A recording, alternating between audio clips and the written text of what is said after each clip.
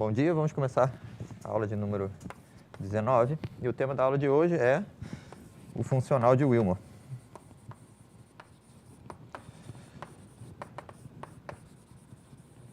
Então, antes de eu definir o que é o funcional, deixa eu contar um pouco uma história de como motivar a introdução desse funcional e por que é interessante estudá-lo.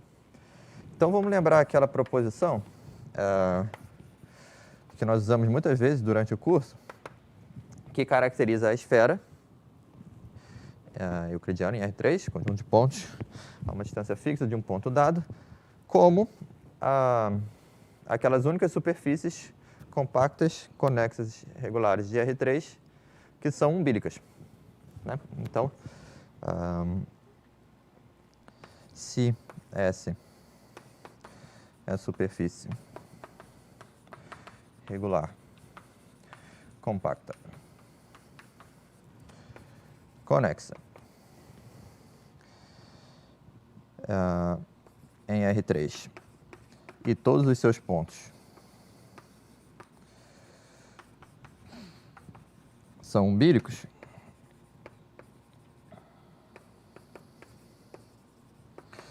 então S é uma esfera.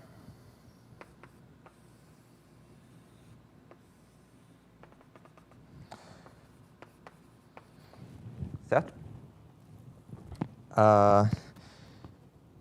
E, bom, uma pergunta que pode ocorrer a vocês é a seguinte, né? Será que tem alguma maneira analítica de medir o quão distante, né, a sua variedade é de ser a esfera? Talvez medindo algo em relação a essa noção de umbilicidade, né? Porque umbilicidade significa que em cada ponto as duas curvaturas principais são iguais. Então, será que tem uma medida, né, de quanto essas curvaturas principais são diferentes? Uma medida que seja global numa superfície regular compacta? Então, para fazer isso de modo elegante, eu vou introduzir aqui uma nova noção, uma nova forma quadrática no espaço tangente, que é a segunda forma fundamental, sem traço. E qual é a definição? Bom, em cada ponto P, eu vou definir assim, 2 com essa bolinha em cima, é uma forma quadrática no espaço tangente da superfície no ponto P, que associa cada vetor tangente V. A segunda forma calculada em V, nesse ponto. E aí eu vou subtrair aquilo que é o traço dela, ou seja, a curvatura média.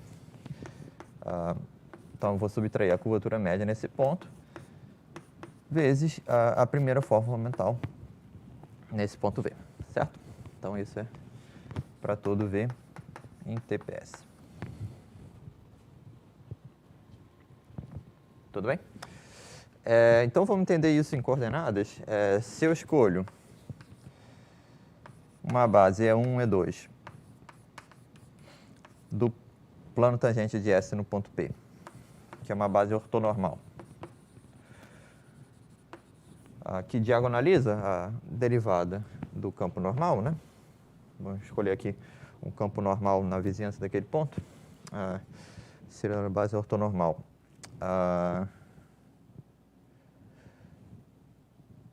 Tal que menos DNP vezes EI igual a KIP vezes, deixa eu tirar o P, KI vezes EI, onde o K1 é menor ou igual ao K2, são as curvaturas principais, e o EI e E2 definem as direções principais. Então, qual é o valor aqui da segunda forma fundamental sem traço num vetor arbitrário do plano tangente?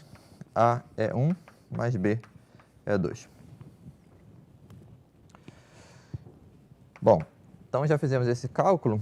Como essa base, né, é a que está diagonalizando a derivada normal, e a segunda forma fundamental é a forma quadrática associada à derivada, menos a derivada normal, né?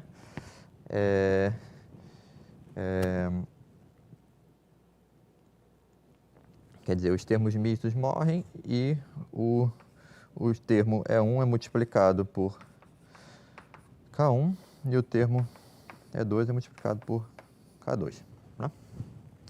Já fizemos essa conta em algum momento. E aí temos que subtrair o quê? Subtrair a curvatura média, que é K1 mais K2, dividido por 2, vezes a norma, né, desse vetor. Só que E1 e E2 é uma base ortonormal, então a norma desse vetor é simplesmente A ao quadrado mais B ao quadrado.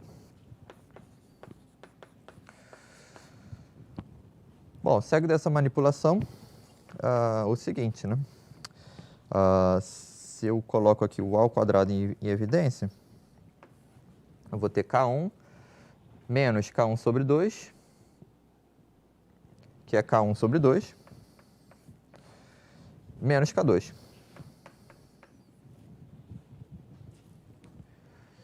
E se eu coloco o B em evidência, eu vou ter K2 menos K1 sobre 2, menos K2 sobre 2, ou seja, K2 menos K1 sobre 2. Tudo bem? Então, só uma simples manipulação algébrica, mas ela já mostra, né, que essa segunda forma fundamental sem traço tem o papel que eu quero dela, né? Quer dizer, ela é igual a zero para todo V, se e somente se K1 é igual a K2, portanto, se e somente se o ponto P é umbílico.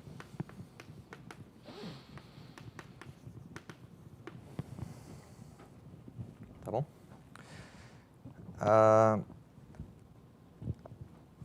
Certo, mas isso é uma forma quadrática, né?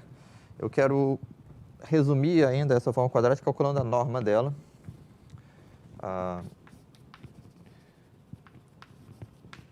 Que é calculada da seguinte forma, né? A norma, né, é tal que... Bom, a definição seria assim, né? Pensa isso como... Bom, essa aqui é a forma quadrática associada a uma transformação linear. Então, pensa nessa transformação linear, escreve a matriz dela, né? E soma os quadrados das entradas. Então, no caso aqui, as entradas só tem entradas na diagonal. A primeira entrada é K1 menos K2 sobre 2. A segunda entrada é K2 menos K1 sobre 2. Então, essa norma ao quadrado aqui vai ser igual a K1 menos K2 sobre 2 ao quadrado, mais K2 menos K1 sobre 2 ao quadrado. E isso dá, bom, 1/4 mais 1/4, 1/2 de K2 menos K1 ao quadrado. Certo?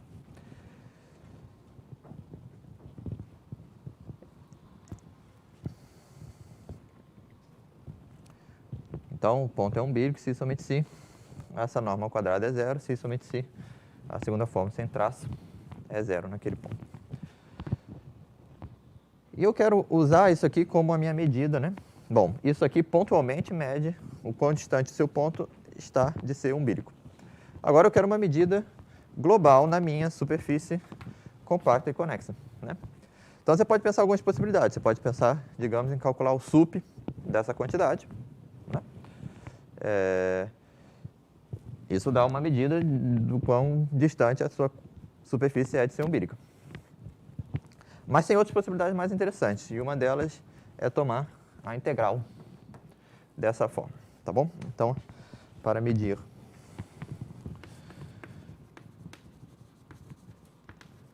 o quanto, e eu vou explicar por que a integral é interessante. Então, para medir o quanto S não é umbílica, né?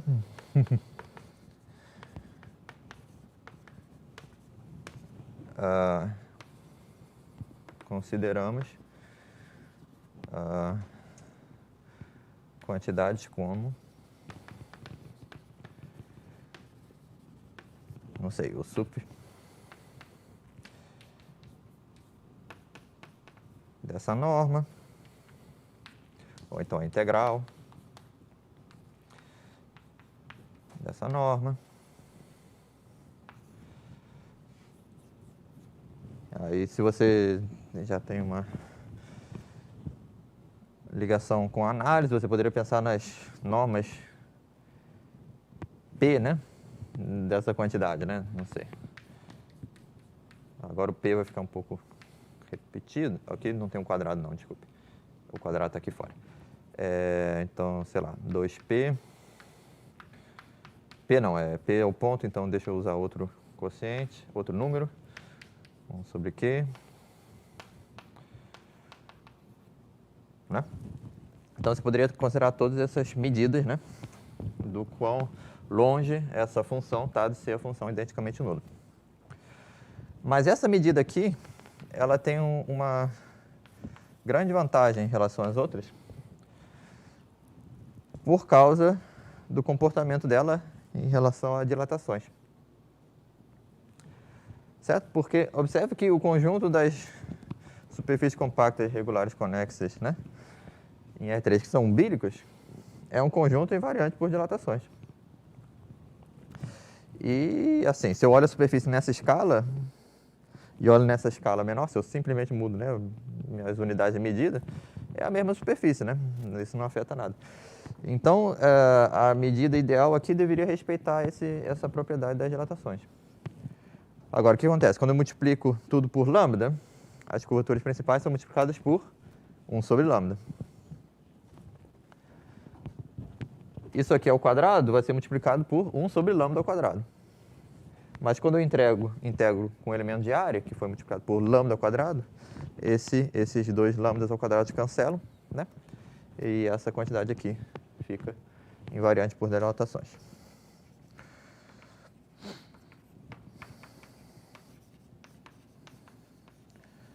Certo? Essa aqui não, né? Se eu simplesmente pego o sup, vai ser multiplicado por 1 sobre o fator de dilatação ao quadrado. Bom, agora vem a seguinte pergunta.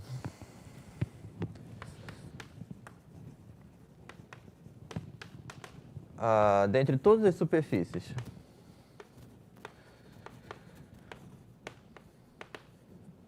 regulares, compactas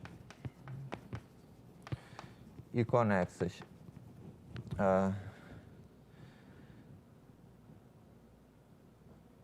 em R3 de gênero gama fixo, qual delas tem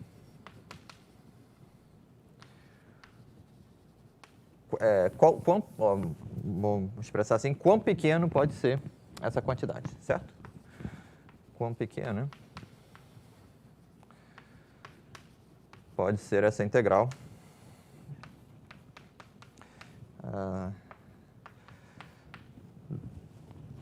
da norma ao quadrado da curvatura da segunda forma fundamental sem traço. Certo? Então, essa é a pergunta. Bom, no caso de gênero gama igual a zero, né, estamos falando de superfícies que são topologicamente esferas. Bom, esse número é certamente não negativo. Mas na esfera umbílica, né, esse número é identicamente zero. Então, nesse caso, a pergunta é respondida, né? É zero, né? Quão pequeno pode ser? Zero. Agora, no caso do gênero maior, não é muito claro o que acontece. Certo? Será que isso aqui pode se aproximar arbitrariamente de zero? Certamente nunca pode ser zero. Por quê? Se for zero, a superfície é umbílica, em particular ela é uma esfera, né? Então, para cada um individualmente, esse número é positivo. Para cada superfície de gênero maior, esse número é positivo. Mas ainda assim, o ínfimo poderia ser zero. Então, Isso que a gente vai tentar responder agora. Então, agora eu vou fazer uma manipulação aqui para tentar fazer aparecer coisas mais familiares, a curvatura média e a curvatura gaussiana. Então, vou elevar ao quadrado aqui e vou ter o seguinte, K2 ao quadrado menos 2K1, K2 mais K1 ao quadrado divididos por 2, certo? Agora, tudo bem, K1, K2, curvatura gaussiana. Mas a curvatura média é K1 mais K2 dividido por 2. Então, eu acho que a seguinte manipulação vai fazer sentido para vocês. Eu vou aqui trocar isso por mais, de modo que isso aqui se pareça com o quadrado da curvatura média, mas aí eu vou ter que subtrair 4 vezes o produto de K1 e K2. Então, o que isso vai dar? Então, isso vai dar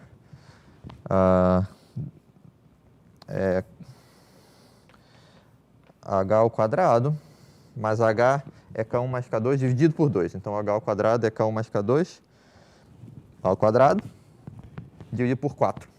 Então, precisei multiplicar por 4 aqui. K1, K2, né? Isso tudo dividido por 2. E aqui eu vou substituir K1 vezes K2 por K maiúsculo, curvatura gaussiana. Certo? Então, a conclusão da conta é que a norma ao quadrado, né, da segunda forma fundamental sem traço, nada mais é que 2 vezes H ao quadrado menos K. Que a gente já viu, né? É uma quantidade não negativa que se anula somente se o ponto é 1 bilhão. Então, está tudo como esperávamos. Agora, se a gente tem essa fórmula, né, fica fácil. Bom, alguma coisa interessante vai acontecer, né, quando a gente integrar. Porque vai aparecer a integral da curvatura gaussiana. E pelo teorema de Gauss-Bonnet, nós sabemos que esse número é topológico. Então,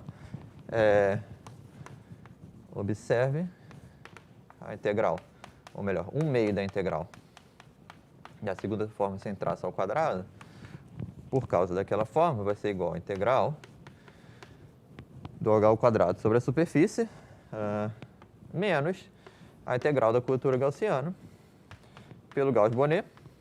Isso vai dar, a gente está integrando uma superfície compacta, conexa, regular de R3 com gênero gama.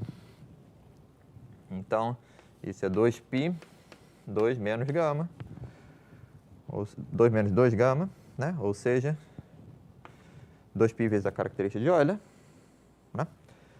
Mas aqui colocando 2 para fora e trocando sinal, isso vira 4π gama menos 1. Lembrando que gama é o gênero.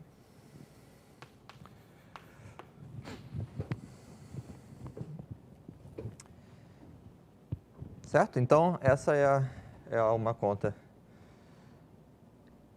simples, né? Mas já que tem uma consequência interessante em relação a essa pergunta, né? Porque, por exemplo, quando o gênero é maior ou igual a 2, né? A gente já vê aqui que isso vai dar um número maior ou igual que 4π. E, portanto, né, e esse termo é não negativo, né? Então, achamos aqui uma cota inferior estritamente positiva para essa quantidade quando o gênero é maior ou igual a 2. Caso o gênero é igual a 1, bom, não é tão claro porque tem esse cara dá 0, né? Mas, enfim, já nos deu uma informação interessante. E outra coisa, né? Quer dizer, como esse número, como a diferença entre isso e a integral do H ao quadrado é um número topológico, né? Então, se eu quero minimizar isso fixando o gênero, é a mesma coisa que minimizar esse termo, fixando o gênero. Né? Porque a diferença entre dois vai ser um número fixo, que é o gênero. Então, a questão toda, né, se concentra na análise dessa quantidade aqui, certo? E essa quantidade aqui é chamada o funcional de Willmore, calculado na superfície S. Então, o funcional de Willmore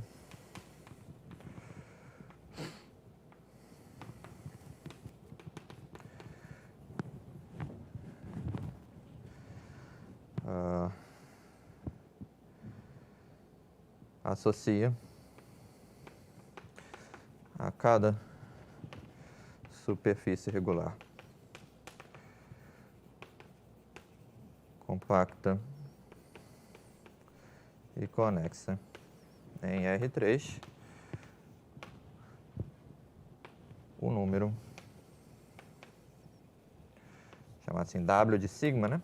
Ou W de S, a superfície regular, vamos chamar de S.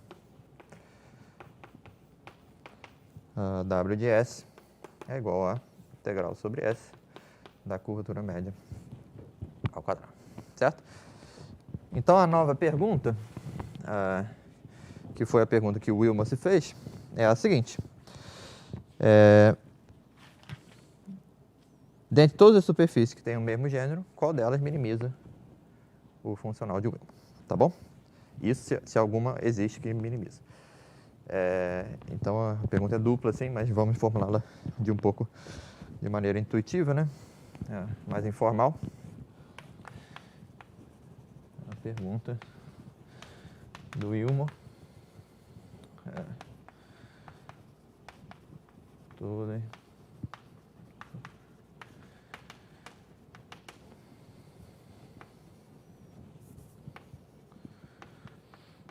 Tá, regulares, compactas e conexas em R3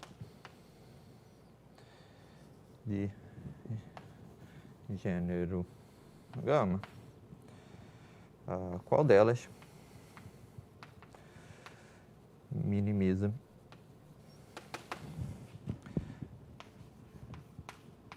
o funcional? Tudo bem? Então, foi mais ou menos assim que o Wilma chegou a essa pergunta, né? Ele, de certa maneira, eu tenho as curvaturas principais, K1, K2, eu quero uma medida integral, né? Da diferença entre K1 e K2, algo assim, ou eu quero considerar integrais de expressões de K1 e K2 que sejam invariantes por dilatações. Aí essa expressão tem que ser quadrática, né, pelo argumento que a gente observou. As funções quadráticas de dois números, né, são geradas pelo produto delas e o quadrado da soma, ou seja, basicamente curvatura média ao quadrado e curvatura gaussiana. Curvatura gaussiana ele já entendia por Gauss-Bonnet, a única que ele queria entender agora era essa, né? Então ele achou interessante, desse ponto de vista, considerar esse funcional. Agora vamos ver o que o Wilmore mesmo provou, isso lá na década de 60, no ano de 65, mais ou menos, eu acho. O que ele provou sobre esse funcional, né? Então, a primeira coisa, ele observou, né, que é fácil estimar isso aqui no caso de superfície com gênero zero, né? Então, se o gênero é igual a zero, então, vamos só reescrever essa fórmula aqui, né? Passando o termo do Gauss-Bonnet para o outro lado.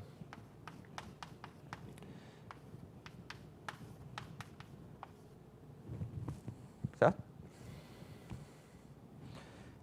Mas no caso de gênero zero, a gente sabe que isso aqui é igual a 4π. Né?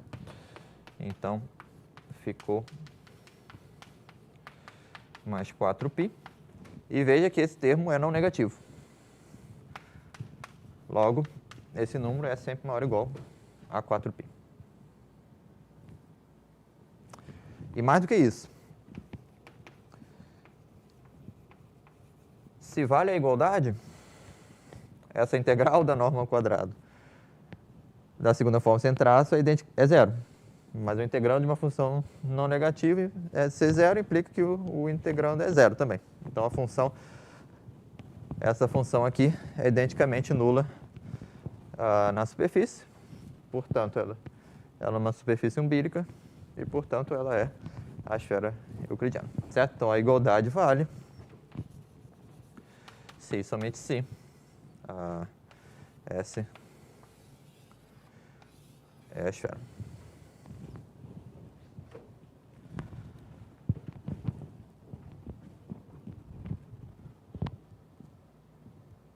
Tá? Então, para gênero maior, o mesmo truque não vai dar nada, porque a integral da curvatura gaussiana, o Gauss-Bonnet, vai dar um número que é menor ou igual a zero.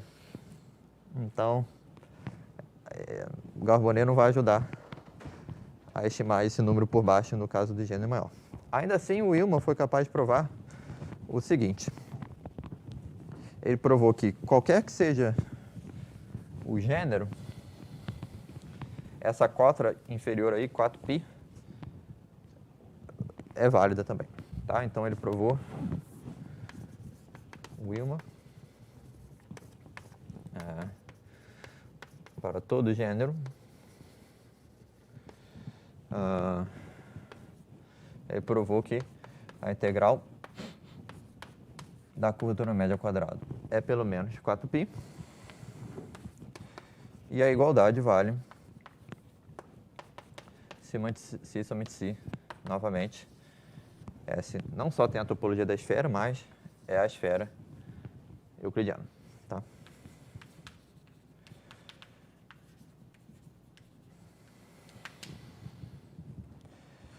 Tá? Então, essa proposição eu vou demonstrar. Então, qual foi a ideia do Willman, né?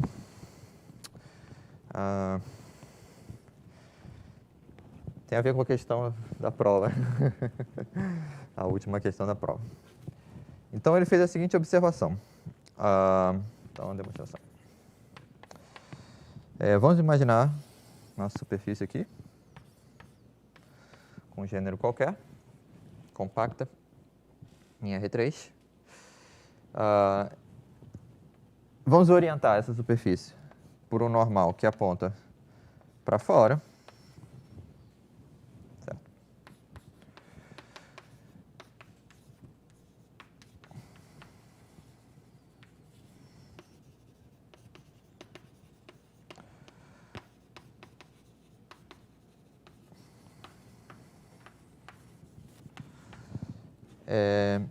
E vamos considerar um vetor V unitário em R3 qualquer.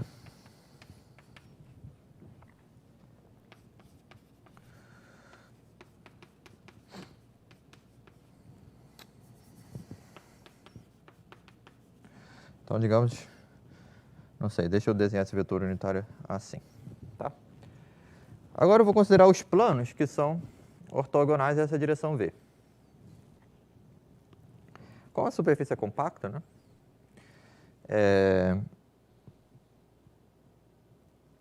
Existe um plano ortogonal a V, né? Tal que a superfície fica inteiramente contida no semi-espaço determinado por esse plano.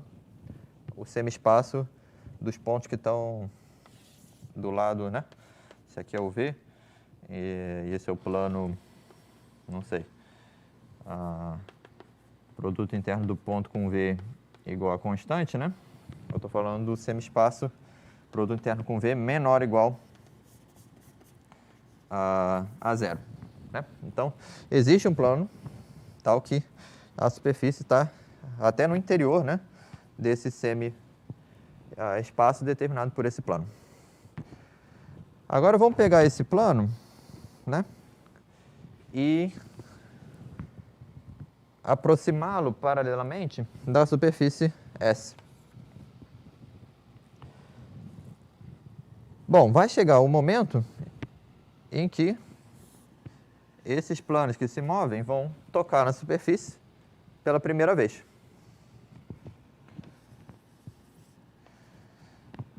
Nesse ponto, já sabemos, a interseção tem que ser tangencial. Né? E além disso, a gente sabe que a parte de dentro, né, da superfície está do lado de baixo, né, do plano, por construção, né?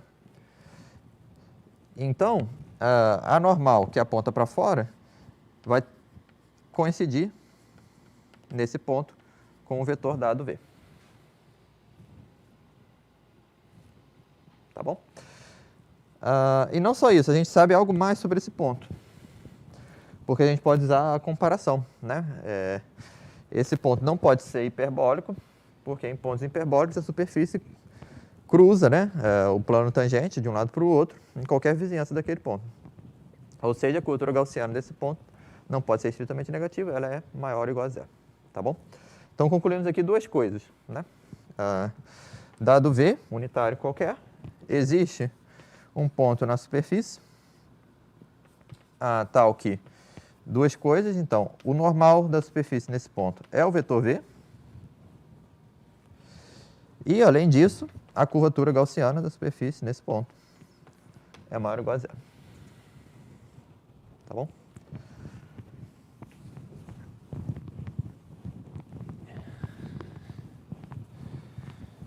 Então, dizendo a mesma coisa de um modo diferente, né? Se eu considero o conjunto A, que é o conjunto dos pontos na superfície, tais que a curvatura gaussiana é maior ou igual a zero, né? Então, a aplicação normal restrita a esse conjunto, né, é igual à esfera unitária toda, né? Todo o vetor da esfera, né, a imagem aqui dessa aplicação,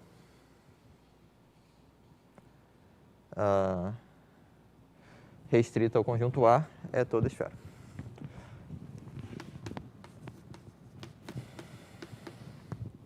Tá? E aí a gente está numa situação parecida com o que a gente encontrou na aula passada, né? A gente sabe o volume da esfera, a área da esfera, 4π. E a gente tem essa aplicação diferenciável entre a superfície e a esfera, né? Tal que restrita nesse conjunto A, ela dá a esfera toda. Então, o que eu preciso estimar é isso aqui. Mas aí eu uso aquela fórmula da área que apareceu antes. Então, pela fórmula da área, cujo enunciado, aliás, eu prometi, vai aparecer no material complementar logo, fórmula da área, nós temos o seguinte. Então, 4π, que é a área de S210, é também a área do NS do A. E aí, pela fórmula da área, né, isso é o mesmo que integrar sobre A, é estimado por cima, né, pela integral sobre A do jacobiano da aplicação normal de Gauss. Ou seja, a gente precisa calcular o determinante, né, da derivada da aplicação normal de Gauss. Mas qual é o determinante da aplicação normal de Gauss? É a curvatura gaussiana, né? Escreve a matriz dessa transformação com respeito à base que diagonaliza ela, é uma matriz K1, 0, 0, K2. O determinante disso é K1 vezes K2, curvatura gaussiana. Então, o que eu preciso calcular é a integral sobre A da norma da curvatura gaussiana. Porém, a curvatura gaussiana é maior ou igual a zero no conjunto A. Logo, essa norma de um número positivo é igual ao próprio número positivo. E aí a coisa fica interessante, porque, primeiro, a gente pode estimar isso por cima, integrando ainda em A função h ao quadrado. Certo? Porque essa diferença aqui é maior ou igual a zero. Por que eu fiz isso? Porque agora eu estou integrando que é não negativo, num subconjunto. Se eu aumento o subconjunto, eu vou ter uma integral que não diminui. Então, essa integral aqui é a integral em S, é menor ou igual que a integral em S do h ao quadrado.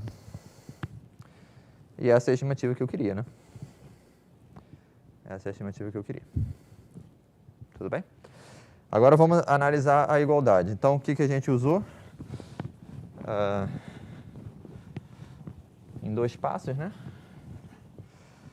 Quer dizer, quando a gente passou daqui para cá, a igualdade aqui acontece se somente se S menos A tem medida zero, né? Então, A é quase tudo. E, por outro lado, nesse quase tudo, a gente usou essa desigualdade aqui, então h ao quadrado é igual a k. Ou seja, em quase todo ponto, quase todo ponto é umbírico. mas como a função é contínua, né? A função das curvaturas principais é contínua, isso significa que todos os pontos são bíblicos. Então, escrever aqui, no caso da igualdade, vale se somente se... bom, vou escrever todos os passos, né? S menos A tem medida nula. Medida...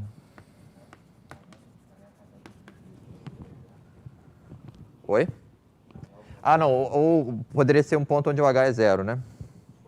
Fora de A, é verdade. Então, essa afirmação não foi muito boa. Mas, tá, não é bem isso, né? Poderia ser H igual a zero, né? Mas no caso H igual a zero,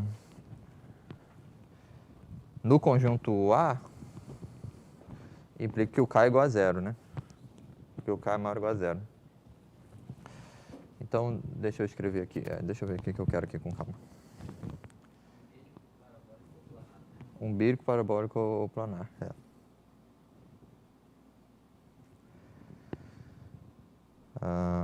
O que eu quero escrever aqui é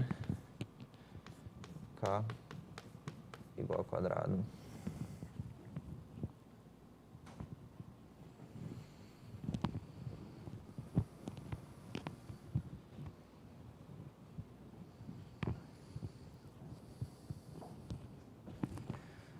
Quero escrever em S, né? Todos os pontos são umbíricos.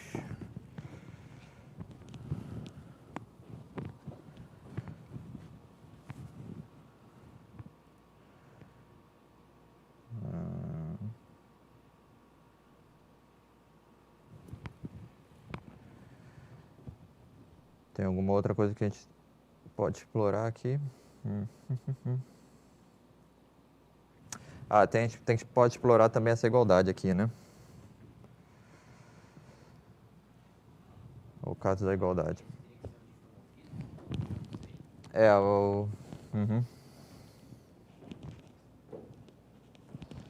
Sim, o diff local, né? A derivada... realmente teria que ser diff homofim, porque o que a fórmula da área não conta, essa desigualdade não conta é o número de vezes que a aplicação normal está cobrindo um ponto dado. A fórmula geral, que eu não escrevi ainda, né? Mas a fórmula geral vai ser uma igualdade e que leva em conta quantas vezes você cobre a imagem. Certo, então a análise então eu não vou conseguir convencer vocês do que acontece no caso da igualdade sem ter dado essa igualdade. Então vai aparecer no material complementar. Mas, como enunciado,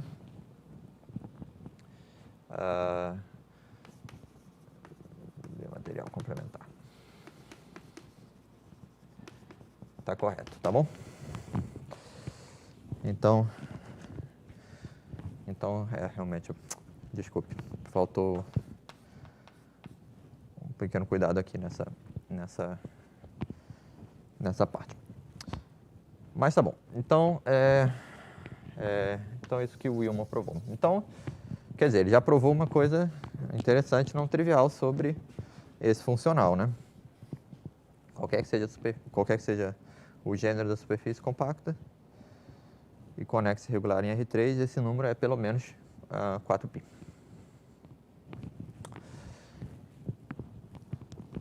E aí, o Willman fez mais uma coisa. Ele tentou fazer uma conta no caso de toros. No caso de tório não é tão óbvio quem é o candidato a ser a figura ótima, né? No caso da esfera, bom, normalmente a primeira ideia que você tem é que vai ser o objeto que minimiza, o mais bonito, mais simétrico, é a esfera redonda, né? Bom, o teorema dele confirma isso, né? Nem sempre é verdade, mas o teorema dele confirma que a esfera é o que minimiza, a esfera redonda, né? A euclidiana é a que minimiza dentre todas as coisas que são topologicamente esferas. Mas o Willman queria fazer fazer uma proposta sobre quem seria o toro minimizante. E aí ele estudou um caso bem particular, né? Ele estudou o caso dos toros de revolução. Então, é justamente aqueles toros que vocês viram na lista, né? Então, o Willman também analisou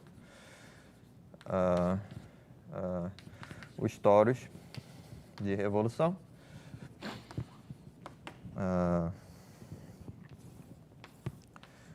Que eu estava usando uma notação assim, né? R maiúsculo. O R maiúsculo é maior que o R minúsculo, ambos são números positivos. E o que eu estou fazendo é assim, né? No plano XZ, eu desenho aqui esse círculo, né? Centrado nesse ponto. A distância é R. O círculo de raio Rzinho.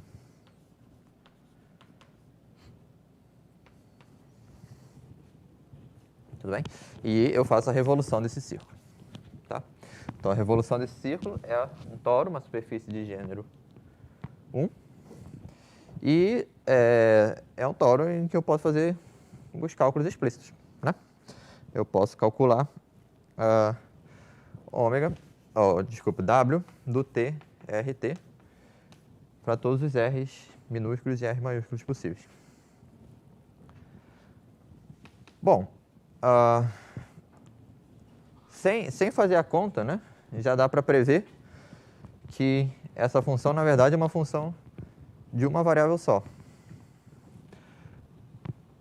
Porque se eu faço a dilatação, né, eu vou mudar o valor de R, vou mudar o valor de Rzão, mas o valor do funcional vai ser o mesmo. Então, um pouco, né, assim, a gente pode imaginar que essa função, na verdade, é uma função do quociente de R e Rzão. E aí, quando vocês fazem a conta explícita, eu deixei como um exercício sugerido, né, na lista opcional, vocês vão ver que esse número, né, essa função aqui é explícita, você consegue calcular, usar o cálculo e determinar qual o mínimo dela. E o mínimo dela é atingido quando esse quociente aqui é 1 sobre raiz de 2. E qual o valor nesse caso? 2π ao quadrado. Tá bom? Então, e mais que isso, né? E a igualdade, esse mínimo é um mínimo estrito. É um mínimo global estrito. Ela vale se somente se a gente realmente está falando desse toro em que a proporção entre esses raios é 1 sobre raiz de 2. Tá bom? Então é um toro aqui. Essa distância aqui é mais ou menos 1,4, né? Essa distância aqui é 1. Nem são números relativamente próximos, né? Então esse toro aqui é um pouco gordinho, né? E esse cara aqui minimiza dentre os toros de revolução. Bom, o Willman fez essa conta, é um exercício de cálculo, né? E aí ele teve, não sei, a intuição, né? O desejo de conjecturar que esse toro aqui de revolução, com essa escolha de raios, é o minimizante dentre todos os toros. Então ele fez realmente um salto, deu um salto no escuro, né? E fez a seguinte conjectura, que ficou famosa, o nome dele ficou associado à conjectura.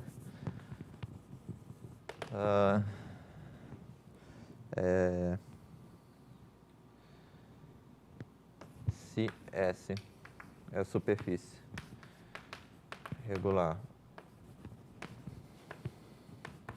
em R3 compacta conexa,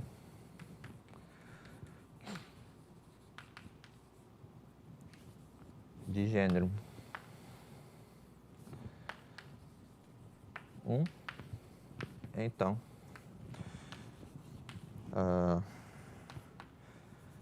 o funcional de Willman dessa superfície é pelo menos 2π². Tá? Observe que 2π² é maior do que 4π, né? Porque π é 3,14, né? 4π, aqui é 2 vezes π vezes π. Então, 2 vezes π já dá 6, alguma coisa. 6 alguma coisa π é maior que 4π. não tinha mais nenhum exemplo, não. Foi realmente um salto no escuro, né? Mas ele rapidamente provou outras coisas, né? Dando um pouco mais de evidência, né? Favorável a essa conjectura. E o problema foi atraindo a atenção de outros matemáticos que conseguiam provar resultados parciais interessantes, né?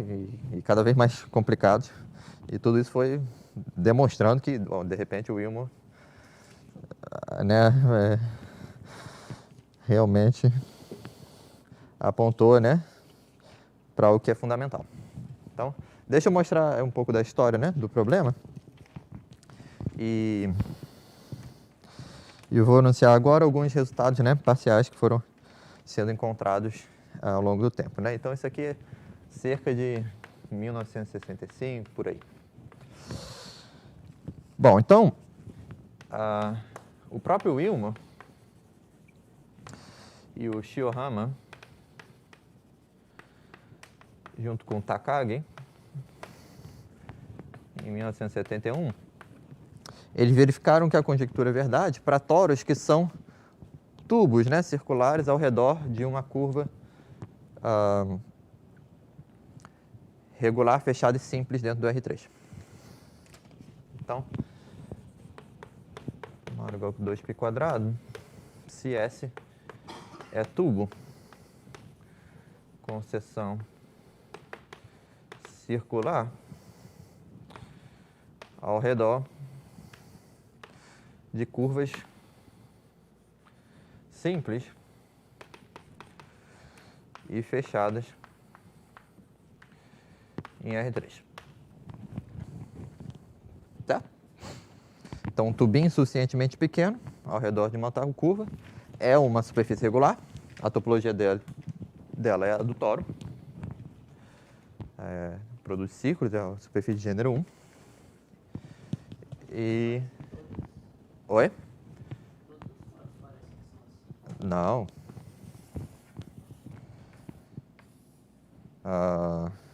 Todos os toros são assim, com uma seção circular? Não, né? Eu posso não é hoje outro tipo de seção, né? Variando com... Não, nem todos os toros são assim, não. Está longe de ser a classe de todos os toros.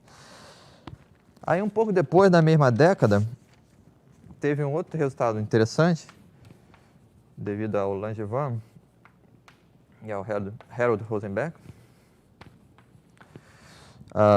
76. E eles observaram, né, que o funcional de Wilmot é pelo menos 8π se o toro, certo? Se a superfície de gênero 1 é, eu vou dizer, do tipo nó. Eu não sei como traduzir isso, é knotted em inglês. A diferença é knotted, unknotted. Eu não sei como traduzir isso de maneira sucinta em português. Então, S é do tipo nó, isso significa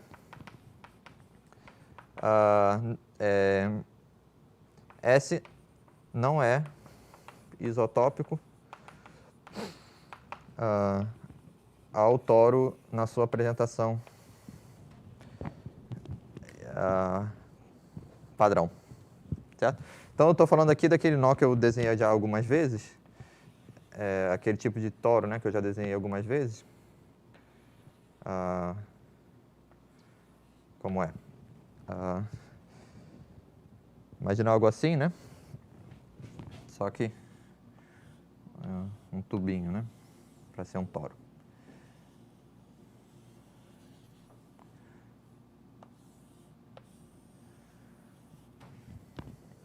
Certo? Então, o problema aqui desse toro é que não existe nenhuma família, um parâmetro de difeomorfismos do R3 que comece com o toro dessa figura e termine no toro nessa figura. Tá bom? É claro que esse nó é muito simples, né? Eu sempre desenho o mesmo, mas exige uma variedade altamente complexa, né, de nós. E é um problema que os topólogos estudam até hoje, né? A classificação dos nós. Enfim, mas observe esse número 8π, né? Esse número 8π é estritamente maior que 2π².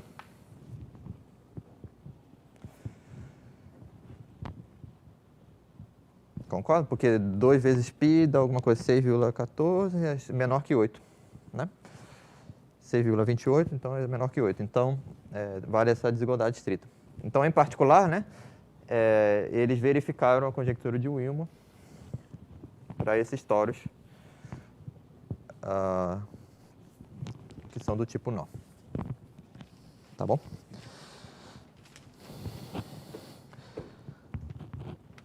Bom, aí tem uma observação interessante, que de fato o Willmore, a princípio, não estava ciente dela, mas é uma observação que já na década de 20, alguns matemáticos estudando geometria conforme tinham feito. E qual é essa observação? É sobre o grupo de transformações do R3 que preserva o funcional de Willmore, né? Então, o funcional de Willmore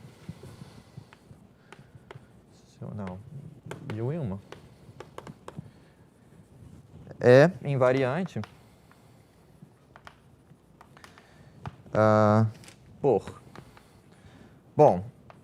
certamente por movimentos rígidos do R3, né? Porque movimentos rígidos preservam a curvatura média e o elemento de área, né? Então a integral dá o mesmo valor. Então, rotações, translações e até reflexões, né? Que são transformações que preservam a distância, mas invertem a orientação. Elas, reflexões de R3, todas essas transformações preservam o funcional de Willmore, né? Manda uma superfície com funcional de Willmore igual a W numa superfície com funcional de Willmore igual ao mesmo número W. Outra transformação, que a gente já falou várias vezes,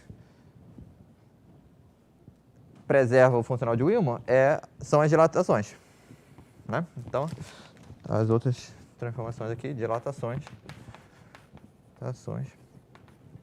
em R3. A função que pega P em lambda-P para um lambda positivo. Mas tem uma outra transformação que preserva o funcional de Willmore. Essa transformação é chamada a inversão.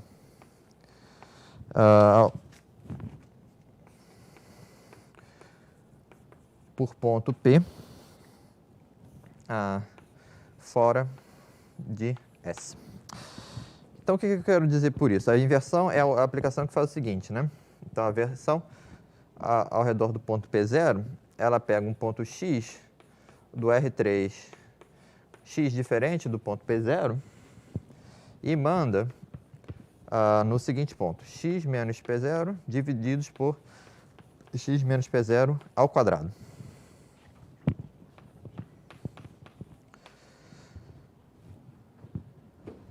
Certo? Vocês meio que já encontraram essa transformação, né? Muito parecida a essa quando vocês estudaram o que acontece com as projeções estereográficas da esfera S2, né? Então, lembrando, a projeção estereográfica de S2 a partir do polo norte dá uma aplicação de S2 menos o polo norte no plano. Aí, se você compõe isso com se você compõe a inversa disso, né? Com a projeção estereográfica a partir do polo sul, a aplicação que dá pega x e manda em x dividido pela norma do x ao quadrado. Ou seja, isso é a inversão em R2 a partir da origem. E qual foi a outra conta que vocês fizeram em relação a isso? É que a projeção estereográfica é conforme, né? É uma parametrização isotérmica. Então, essa mudança de coordenadas é uma transformação conforme, uma transformação que preserva ângulos. Bom, então a afirmação é que essa inversão, né, também tem essa propriedade. Em todas as dimensões, né? Essa aplicação aqui tem essa propriedade de preservar ângulos. Então, isso é a observação não trivial, né? Quer dizer, o funcional de Willmore é invariante por essas transformações que preservam o ângulo e não são isometrias. Tá, agora de fato, esse conjunto de transformações aqui, né? gera todas as transformações conformes do R3 nele mesmo. Então, gera o grupo de transformações conformes de R3.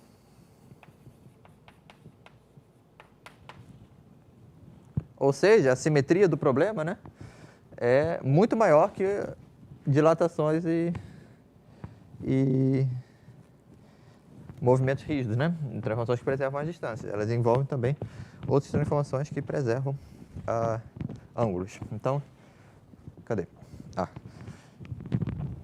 Então, essa é a observação, que, como eu disse, já era conhecida, né? Lá na década de 20.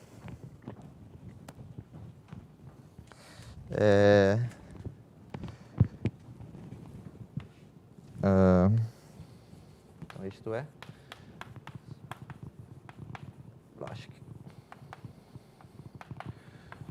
Blaschke e os alunos dele. Então, o funcional de Willman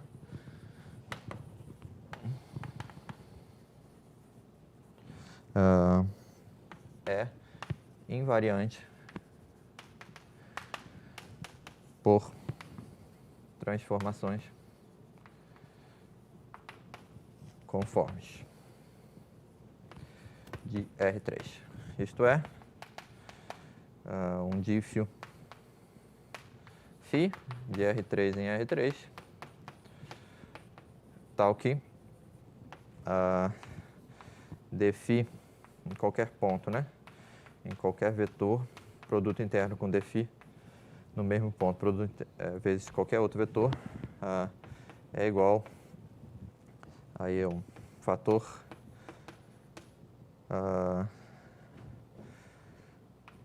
lambda p positivo, isso para todo p e para todo v e dado. Tá bom? Então ela age, a derivada age em cada ponto de maneira que ela, bom, não necessariamente preserva o produto interno euclidiano, mas multiplica ele por um fator particular, manda vetores ortogonais e vetores ortogonais e, mais geralmente, preserva os ângulos entre vetores. Tá bom? Então, essa observação foi meio que redescoberta e ela foi incorporada, né, num teorema, né, muito interessante sobre o funcional de Willman. Bom, é mais geral do que isso, na verdade, mas eles, nesse paper, Li e al. Provaram diversas coisas, entre elas verificaram a conjectura de Willman para uma certa classe de toros, né? Mas é um pouco... Eu preciso explicar várias coisas antes de anunciar exatamente o que eles provaram, então eu vou só mencionar aqui, eu vou explicar a ideia que apareceu aqui, mas eu vou só escrever assim. Eles trouxeram a invariância conforme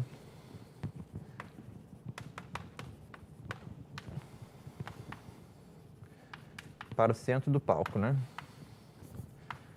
Ou seja, depois dele, todo mundo que pensou no assunto, de certa maneira, lembrava, né, de explorar, né, essa simetria para o centro do palco, né? E verificaram a Willman, a conjectura,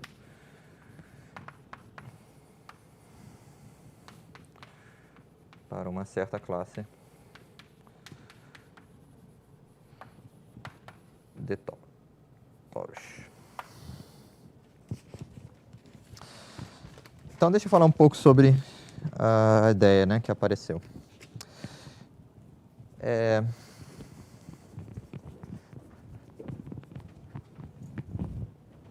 Vamos imaginar aqui a esfera, ou melhor, o plano R3, né? Desculpa, o espaço, né, euclidiano R3, dentro de R4, como plano, como o espaço aqui horizontal, né? Está aqui o R3, aqui eu tenho o eixo X4, não sei, né? Aqui eu estou dentro de R4. E agora eu vou desenhar a esfera unitária centrada na origem de R4. Né? Então,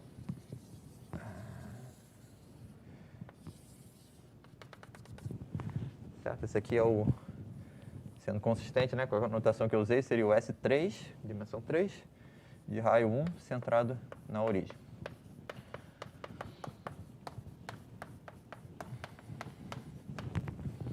Tudo bem? Agora, assim como em dimensão 1 a menos, eu tenho também uma transformação, uma projeção estereográfica, né? A partir do polo norte. Então, dado um ponto em S3, que não é o polo norte, eu traço a reta, né? Unindo o polo norte a esse ponto, a semi-reta, né? Unindo o polo norte a esse ponto, e vejo onde ela bate no plano. Então, isso aqui, se esse aqui é o ponto Q, Pi de Q, é a projeção estereográfica a partir do polo norte.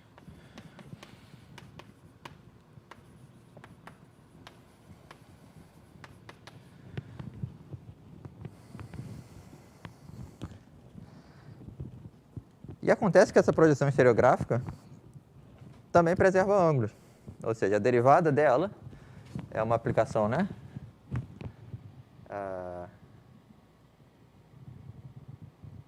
De pontos da esfera. Não, se fixa um ponto, né? A derivada nesse ponto vai mandar vetores tangentes a essa esfera S3, que é um espaço tridimensional, no R3. E o que eu estou falando aqui é que preserva o produto. Bom, não preserva, mas é conforme, né? Satisfaz aquela mesma condição ali, né? Em R4 a gente tem o produto euclidiano, então isso aqui está fazendo sentido, né? E a relação entre esses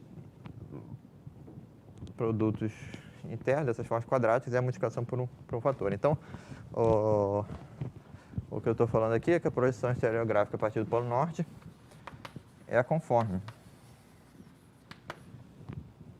Certo? Agora, eu posso fazer agora o seguinte, eu tenho aqui o meu toro dentro do R3. Eu posso trazer esse toro para S3 pela imagem inversa da projeção estereográfica. Né? Então, se eu tenho S em R3, toro, eu posso considerar S til, que é π a menos 1, né, de S, isso em S3. Né? Então, agora eu estou falando não mais de superfícies regulares dentro do R3, mas de superfícies dentro do S3. Bom, já temos experiência ao longo do curso para imaginar, né, que é possível fazer geometria diferencial nessa situação também. Né? Lembra que a gente estudou curvas em esferas? Falamos o que é a curvatura dessa curva dentro da esfera, provamos até o teorema fundamental das curvas na lista. Né? Então, tudo que a gente fez para a superfície em R3 vai poder ser adaptado aqui no estudo da geometria diferencial das superfícies na esfera S3. Tá bom? Em particular, né, tem um campo normal unitário, né? É um campo ao longo desse toro, dentro do S3, que é unitário e ele é tangente ao S3, mas é normal ao toro. Então, derivando dessa normal, você tem curvaturas principais, no sentido esférico, né? E você tem a curvatura média, no sentido da geometria esférica. Agora eu vou escrever a fórmula que relaciona o funcional de Willmore da superfície S em R3 e calcula esse funcional em termos da geometria da S tilde em S3. Tá? Então a fórmula é assim, né? Se eu calculo o funcional de Willmore de S, Isso aqui é a integral sobre S tilde do H tilde ao quadrado, mas não só isso, mais 1. Tudo bem? Então, onde o H tilde é a curvatura média de S tilde em S3. Tudo bem? Essa conta, aliás, não usa nada que é toro, né? É uma conta completamente geral. Então vamos passar a chamar isso aqui de o funcional de Wilmore de uma superfície na esfera. Agora a integral do H ao quadrado esférico, né? Mais 1. Tá bom? Agora temos um funcional definido em superfícies dentro do S3.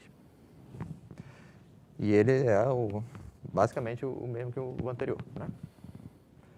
Ou seja, esse funcional calculado na superfície, projeta ele no R3 e calcula o Wilmore anterior, dá o mesmo número. Então, o que eu estou fazendo aqui é transformando o problema original do Wilmore num problema sobre superfícies dentro do S3. Né? O que eu quero fazer agora é considerar superfícies dentro do S3, que tem a topologia do toro, e minimizar essa expressão aqui. Agora tem duas observações interessantes. Não, 3 observações interessantes. A primeira...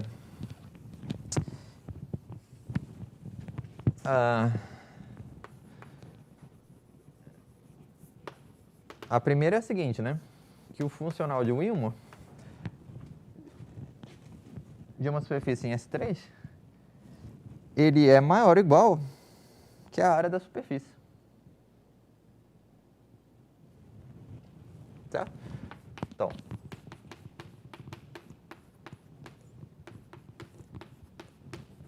certo? Desigualdade óbvia aqui, né? E a integral de 1 na superfície é a área dela.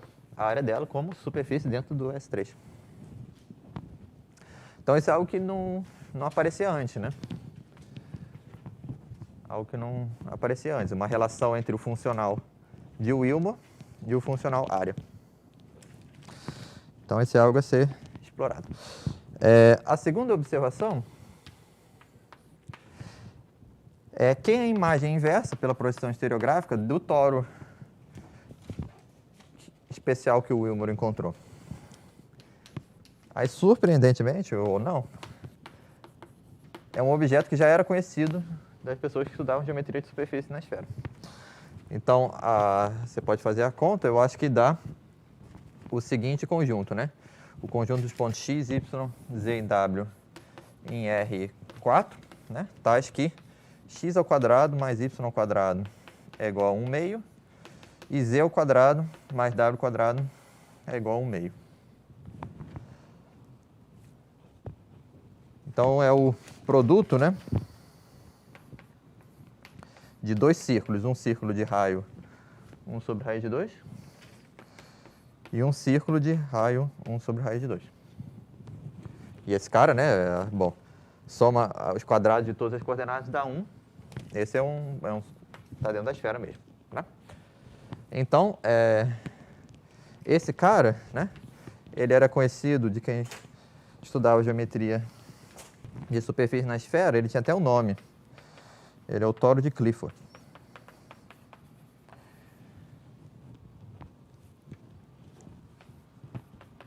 E a curvatura média dele é 0. A curvatura média dele como superfície dentro do S3 é 0. Ou seja, ele é uma superfície mínima dentro do S3. Né? Então, o funcional de Wilmore dele é a área. E qual a área aqui do produto de dois círculos de raio 1 sobre raiz de 2? Π sobre raiz de 2 vezes... Não, 2π sobre raiz de 2, né?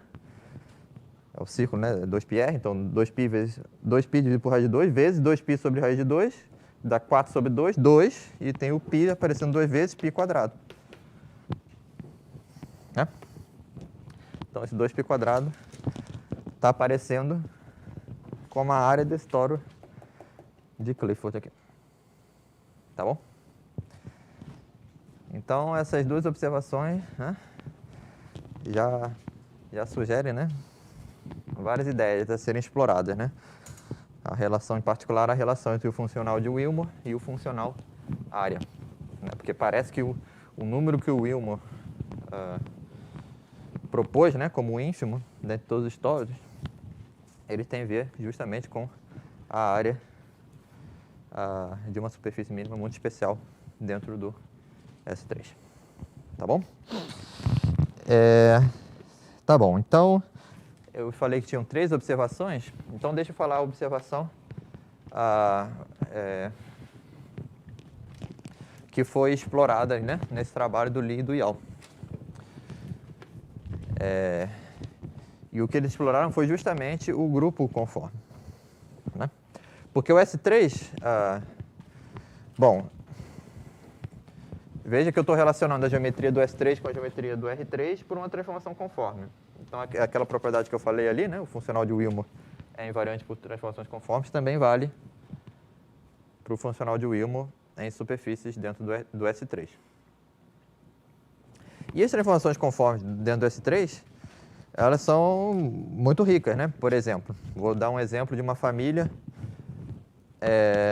a 4 parâmetros, dependendo de 4 números, né, de transformações conformes do S3 nele mesmo. Então, pega um vetorzinho na esfera e considere um número positivo. Eu vou definir uma transformação conforme do S3 nele mesmo a partir dessas 2 informações. Então, o que eu vou fazer? Bom, imagina aqui o eixo, né, determinado por esse ponto, dentro do S3, o plano ortogonal a ele, passando pela origem. E você pode definir a projeção estereográfica, né, a partir desse ponto, nesse complemento ortogonal. Da mesma maneira que antes. Essa projeção estereográfica é conforme. Bom, nesse plano, você pode dilatar pelo fator que eu dei. Então, você dilatou, dilatação também é conforme. E depois você aplica a imagem inversa pela mesma projeção estereográfica de antes. Então, ter composição de 3 transformações conformes é uma transformação conforme, né? Então, e veja aqui que ela fez, né? O polo sul, nessa projeção estereográfica, né, ele é mandado na origem. Né? Pensa nessa projeção estereográfica aqui. O que acontece no polo sul? Eu ligo essa reta, né, intersecto um plano, dá justamente a origem. Quando eu dilato, a origem não muda. Né? E quando eu aplico a projeção estereográfica inversa, eu volto para o mesmo ponto.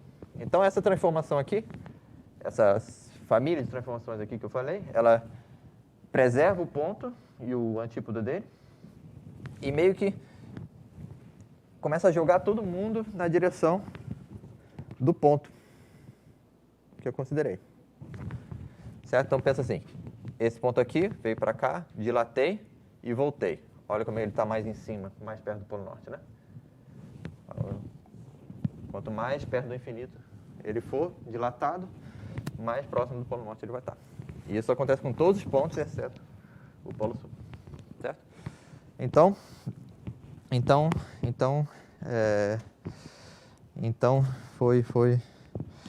tem essa observação, né? Então, o que o Lee e Al fizeram? Eles meio que tentaram entender, né? Já que a gente tem essa desigualdade aqui,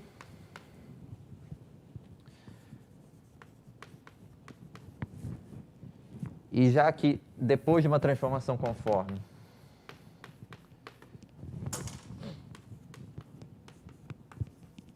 eu não mudo o funcional, eu vou poder estimar o funcional na minha superfície inicial pela área, né, dessa transformação conforme. Tudo bem?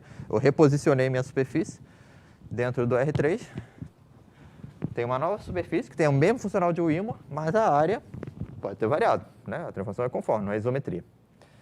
Então, a ideia do paper, né, do Lee e do Al, do trabalho deles, foi meio que dar uma estimativa para o sup dessas áreas. Né? E dando uma estimativa para o sup dessas áreas, você dá uma estimativa por baixo para o funcional de Willmore. Tá bom? Então, Então essa foi a ideia. Então essa é uma ideia interessante, né? Que veio do trabalho deles. Agora, bom, isso foi em 80, né? 82. O trabalho dele, né, foi aprimorado, né, pelo Montiel e o Ross, mas ainda assim, né, não foi possível demonstrar a conjectura usando essa técnica, né? Então estava faltando alguma coisa. Então deixa eu enunciar agora um outro resultado interessante, que foi um resultado bem difícil, né? Provado pelo Leon Simon. E o que ele mostrou? Ele mostrou que existe um toro, uma superfície regular, compacta convexa R3 de gênero 1, que realiza o ínfimo do funcional de Wilmore dentre todos os toros, certo? Então, existe um minimizante, tá? Então, é o teorema de existência, né? Então, existe S, superfície regular, compacta, conexa, de gênero 1, que minimiza o funcional dentre toros. Certo? Então, isso é super interessante, né? Lembra da aula passada sobre problemas isoperimétricos, né? Lembra como foi essencial para aquela linha de raciocínio? Aquele teorema de existência que eu não provei, mas enunciei, de que o problema isoperimétrico, né? Quer dizer, o quociente isoperimétrico é realizado, o ínfimo dele é realizado por uma superfície regular, em R3, né? Então, esse é um teorema bastante promissor, né? Então, se fosse seguir a estratégia de ontem, o próximo passo seria tentar entender a primeira variação, derivar o Wilmore ao longo de caminhos, a partir desse toro minimizante, e tentar explorar a equação que aparece para caracterizar o toro minimizante. Mas essa estratégia assim, não deu muito certo. O problema é que existem muitos toros satisfazendo essa condição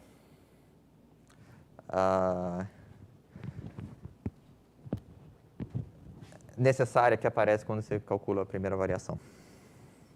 Certo? Na aula de ontem, a primeira variação deu a conclusão que a superfície tinha cobertura média constante. E aí o Alexandrov fechou a questão. Mas aqui não tem nada parecido. Então, embora, né, esse resultado seja, né, muito importante, ele não levou a uma solução do problema.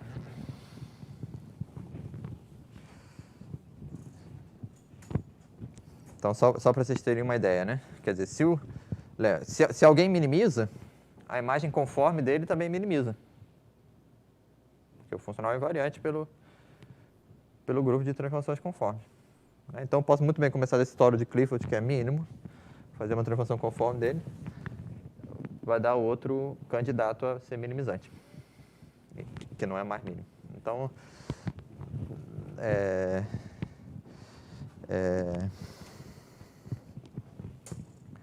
por essas e outras razões, talvez não se pôde verificar, né, a conjectura a partir desse teorema de existência. E aí, um pouco mais tarde, o Ross e o Peter Topping, no mesmo ano, mas com provas diferentes e independentemente, né? Assim como antes o Wilmore e o Shiohama Takagi também fizeram as coisas independentemente, eles verificaram a Wilmore numa classe bem interessante, né? Eles verificaram o Wilmore, então, verificaram a conjectura, verificaram a conjectura para toros em S3. Tá, pensa no problema agora formulado em S3, é equivalente. que são invariantes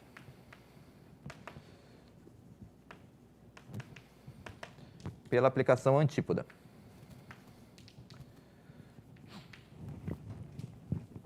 Tudo bem? Então, imagina que superfícies, toros em S3, tais que, quando eu multiplico por menos 1, né,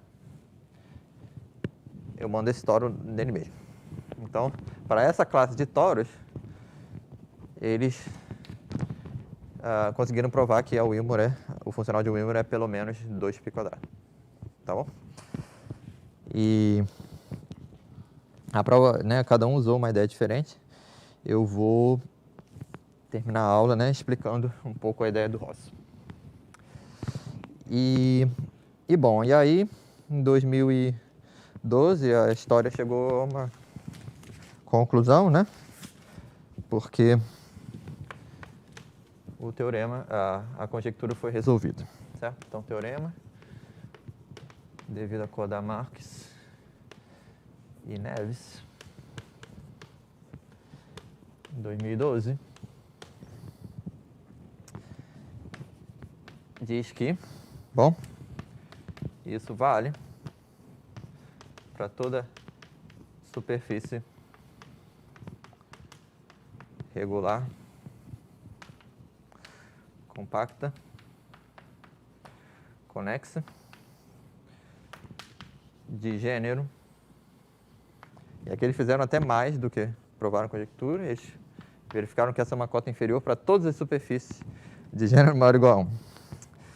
E caracterizaram a igualdade. Então, a igualdade vale somente se o S é conforme aquele toro especial do Wilmore, o T1 raiz de 2.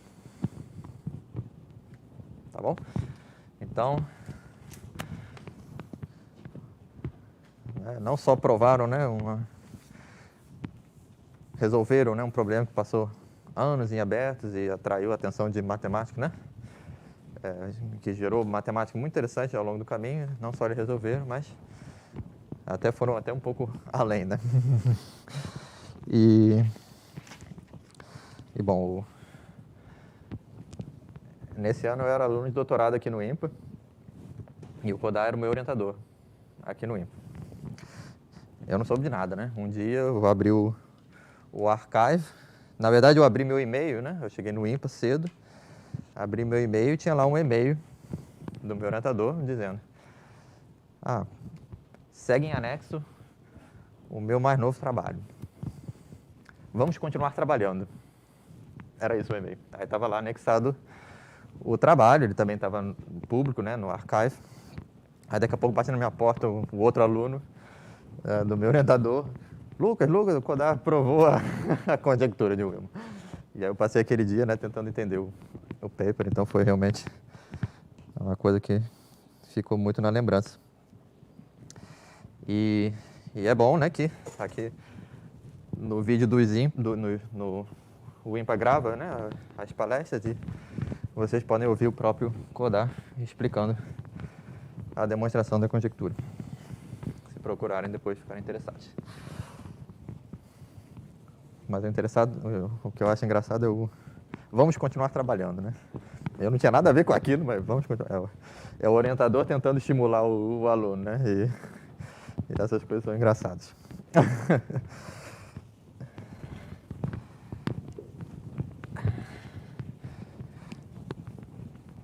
Então tá, então para dar bom, eu não sei se eu conseguiria dar o gostinho dessa prova, né? Mas eu consigo dar o gostinho da prova do Ross e, de certa maneira, como primeira aproximação, vocês podem entender, né, a estratégia deles como uma combinação desse teorema do Ross com essa observação do Lie e do Yau, né? Então, eles encontraram uma maneira, né, de combinar as duas estratégias e, bom, introduziram novas ideias, né, no assunto ao fazer isso, o que levou à solução do problema. Então, deixa eu explicar um pouquinho qual foi a ideia do Ross aqui para provar a conjectura para toros que são invariantes pela antípoda. Então, Deixa eu fazer um desenho aqui.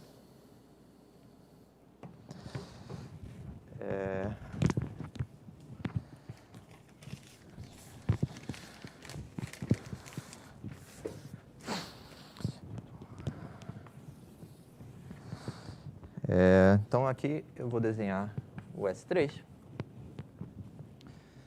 Então tem o toro. Então o que eu estou fazendo aqui é a ideia do Ross. Certo? Então aqui está o toro dentro do S3. Vamos usar a nossa imaginação. Esse objeto bidimensional aqui dentro do S3.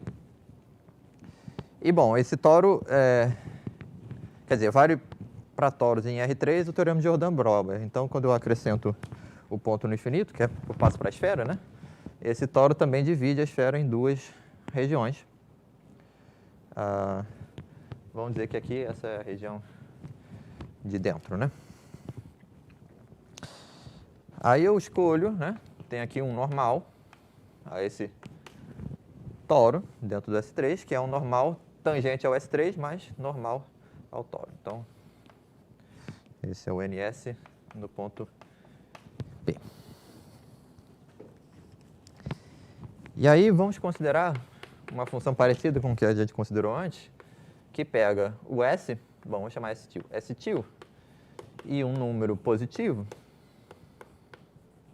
Um número positivo que é no máximo π, e aí eu já explico por que π. Então pega pares desses objetos e manda em S3 da seguinte maneira. Pega o cosseno do t vezes p mais seno do t vezes o ns de p. ns tilde.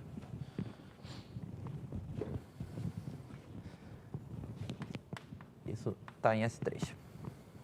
Esse está em S3 porque esse vetor P é o normal, é o ponto, né? Mas ele também é um normal ao S3.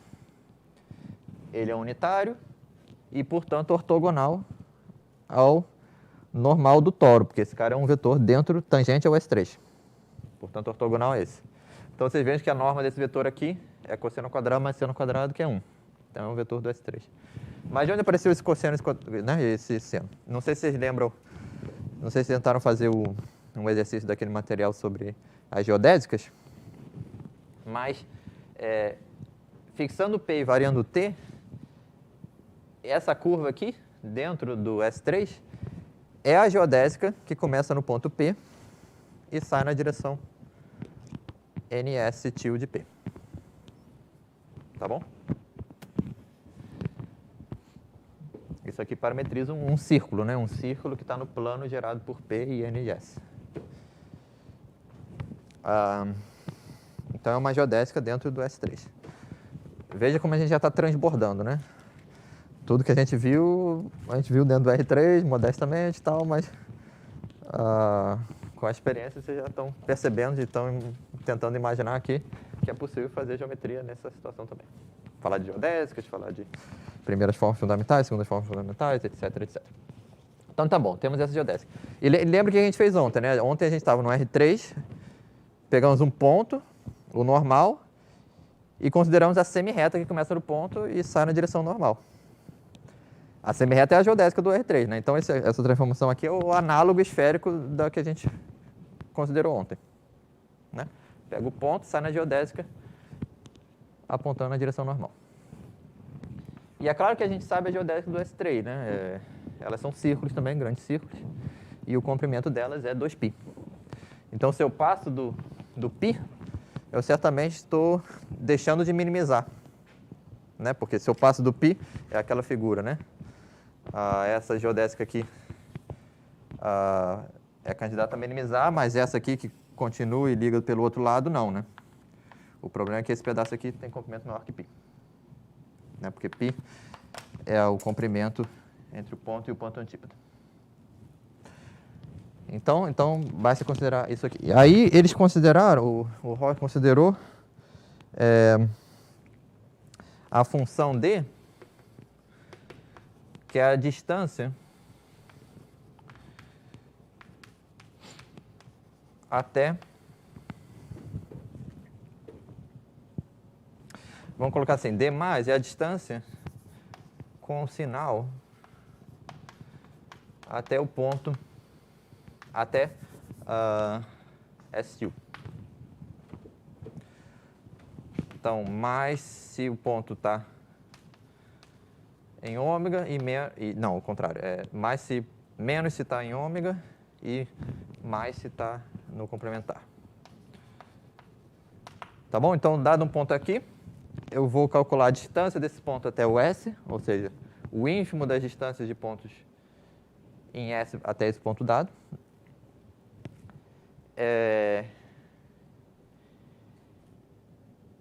E vou dar o sinal de mais nesse caso, porque ele está no complemento do motivo. Se ele está aqui, eu faço a mesma coisa, mas dá um sinal menos. Tudo bem? E isso, e veja que essa ideia de minimizar, né, a distância vai chegar, esse ínfimo vai ser realizado, né, vai existir um ponto de S-til que está a mínima distância desse ponto dado. E se você joga a geodésica na direção normal, ela justamente vai bater lá no ponto. Né? Parecido com a questão 2 da prova, né? Dado um ponto fora, existe um ponto da superfície, tal que se eu jogo a semi-reta saindo daquele ponto na direção normal, eu eventualmente bato no ponto inicial fora da superfície. Tá? Então a mesma coisa acontece aqui. Tudo bem. Então ele considerou então esse conjunto aqui, S-til, que é o bordo, né, a fronteira topológica, né, dessa função distância com sinal. Então, ST para cada t, entre menos π e π, né, ele calcula esse bordo. Bom, quando o t é pequeno, eu estou realmente numa vizinhança tubular aqui da superfície, essa função distância é suave, né, e esse bordo é realmente uma superfície regular. Né? Faz sentido, então, calcular a área dela e tentar entender como varia com t. Para pontos que são muito distantes, aí, não, a função já não é mais, pode não ser suave. Porém, ela não é tão feia, não. E, de fato, dá para estimar a área dela, observando que esse conjunto está dentro do F-til de um certo A-til como ontem. Né? Sei lá, um conjunto de pares de pontos P e T em S-til vezes 0 vezes R, tal que o T fica entre 0 e a maior curvatura principal, aqui esférica, desse conjunto.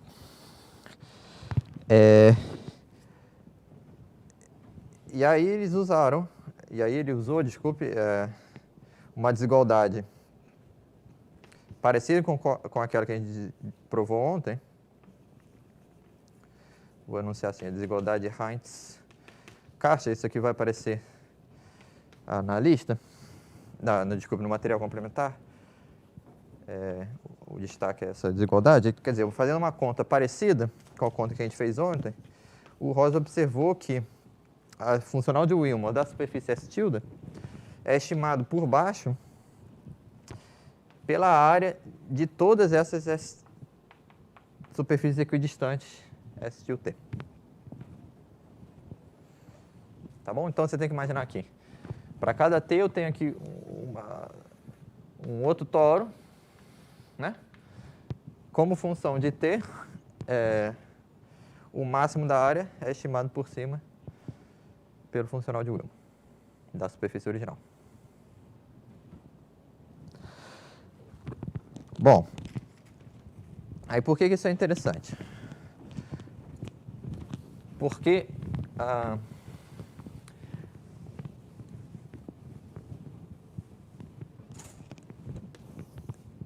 essa função aqui que pega o T e manda no volume delimitado por ST, ou seja, pega aqui o ST, olha para o volume que ele delimita, essa função é contínua. Em particular, nessa família de superfícies S-T, existe uma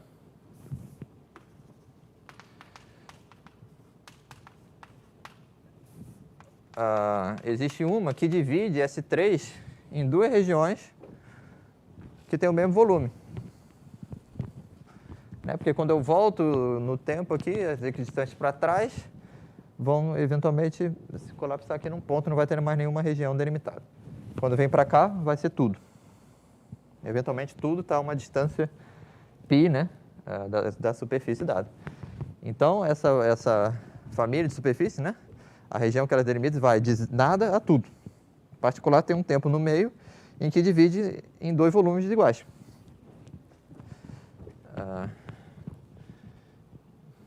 Contínua. Começa em 0, termina em volume do S3. Em particular, existe um tempo tal que ST0 divide S3 em duas regiões de mesmo volume.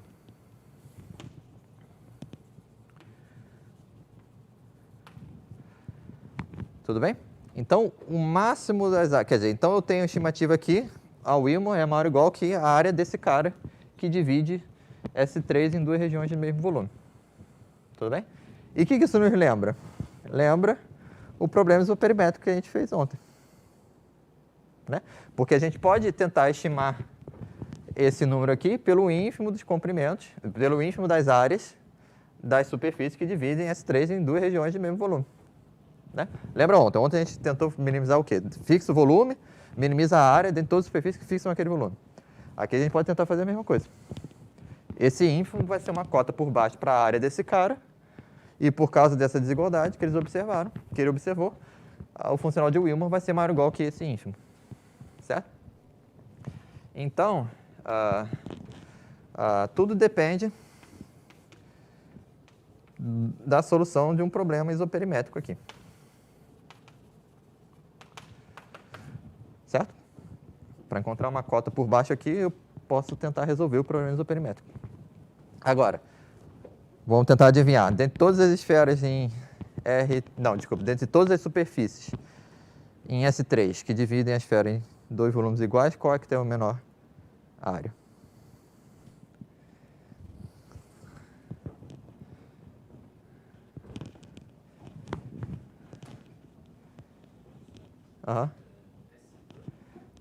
Qual S2? Esse aqui não, né? Divide a metade, né? O equador, né? Qual a área do equador dentro do S3? Qual a área da esfera de raio U, de dimensão 2? 4π, né? O que o Wilmot provou? A integral do h² é maior ou igual a 4π.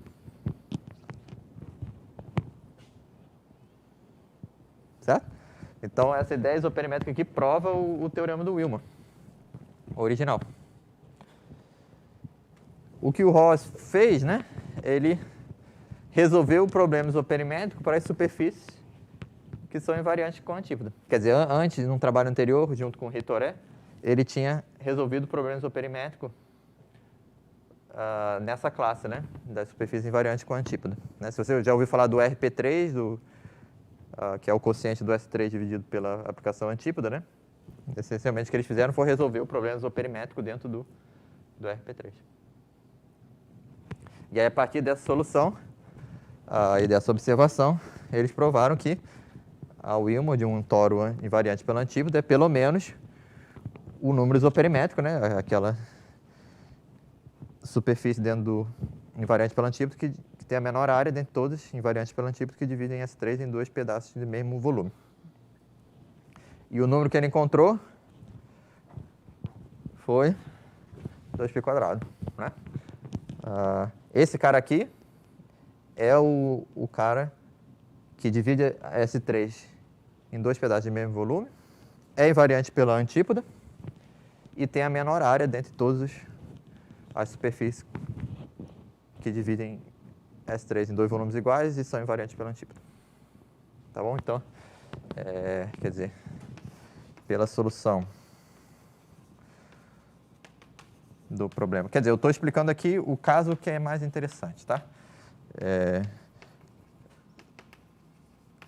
Essa análise aqui é realmente uma análise, depende de vários casos, mas o caso que é interessante é o que eu estou explicando. Então, pela solução do problema isoperimétrico em RP3, que é a esfera S3 onde se identificam os pontos antípodas,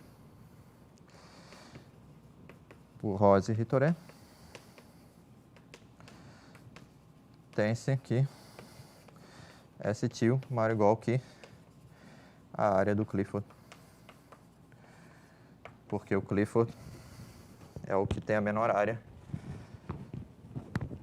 de todos os que delimitam os mesmos volumes iguais em RP3. Então, Clifford é ínfimo da área superfícies invariantes pela antípoda, antípoda S3, que dividem S3 em duas regiões de mesmo volume.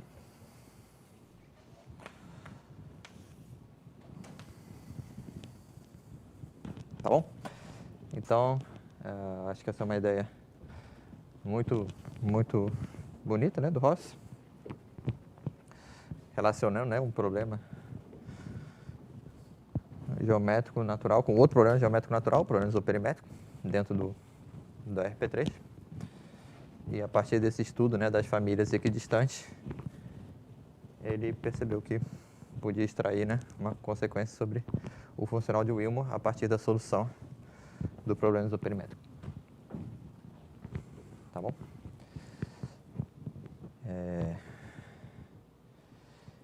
Então, esse é o fim da história que eu queria contar.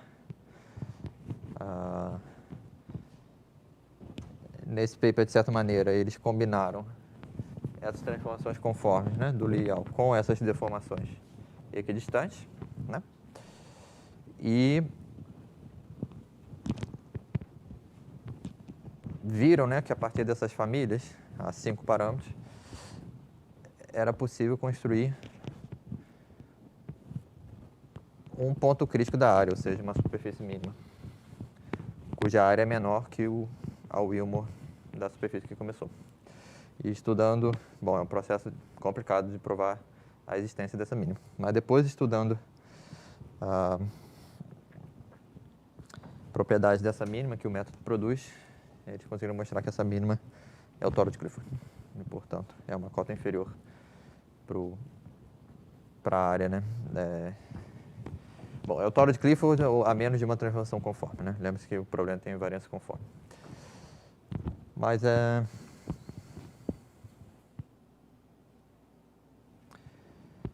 não vou falar muito para não dar uma impressão falsa. Eu acho que o melhor, se vocês ficarem interessados, é pegar o paper original e dar uma olhada na introdução, que ela é muito clara, né, na exposição das ideias principais. Fazer como que eu fiz naquele dia que o paper apareceu pela primeira vez. Então tá bom, é isso, muito obrigado pela sua atenção. Amanhã na monitoria eu vou explicar o teorema do Alexandrov, de acordo com aquela prova original, e na semana que vem a gente continua para terminar o curso, porque a semana que vem é a última semana. Até a próxima.